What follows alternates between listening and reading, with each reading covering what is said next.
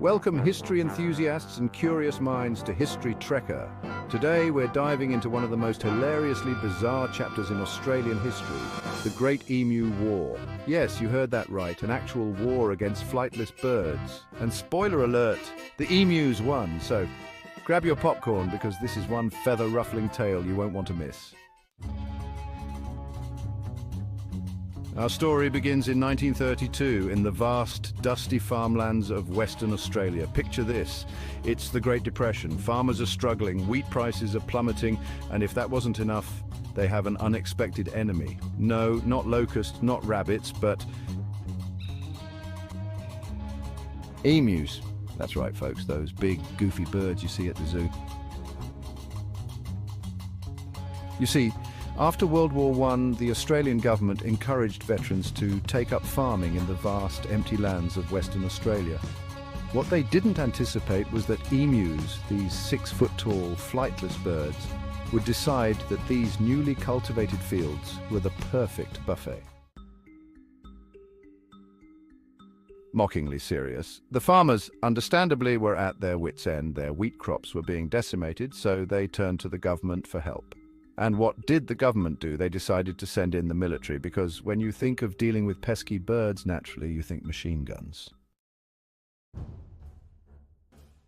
Excitedly enter Major GPW Meredith of the Royal Australian Artillery. Armed with 2 Lewis machine guns and 10,000 rounds of ammunition, he and his men set out to show those emus who's boss. With mock seriousness, November 2nd, 1932, the first encounter. The soldiers found a group of 50 emus. They took aim, fired, and the emus scattered like it was a grand game of tag. Only a handful of birds were hit. The rest? Well, they were probably laughing all the way to the next wheat field. Sarcastically turns out, emus are not just any birds, they are tactical geniuses. They split into smaller groups, making it difficult for the soldiers to target them. They could run up to 50 kilometers per hour, faster than the soldiers' jeeps. It was like trying to catch a greased pig in a corn maze. Cheerfully undeterred, Meredith and his men tried again. This time they found a flock of 1,000 emus. Jackpot.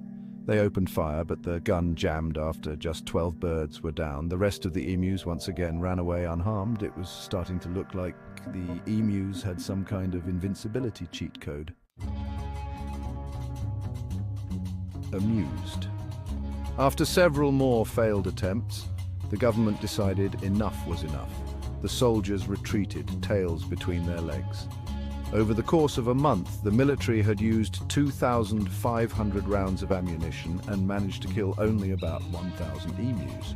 The emus, however, had the last laugh, continuing to roam the wheat fields like they owned the place.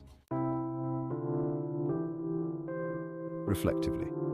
So what can we learn from this feathered fiasco? Well, first of all, underestimating your opponent, especially if they're emus, is never a good idea. Secondly, sometimes the simplest solutions are the best.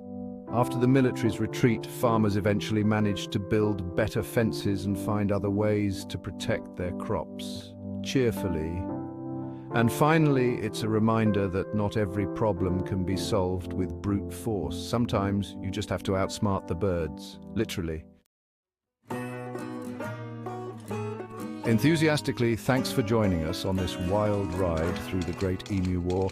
If you enjoyed this tale of tactical birds and bumbling humans, be sure to like, subscribe, and hit that notification bell. Until next time, stay curious, stay sarcastic, and remember, history is full of surprises and a few good laughs.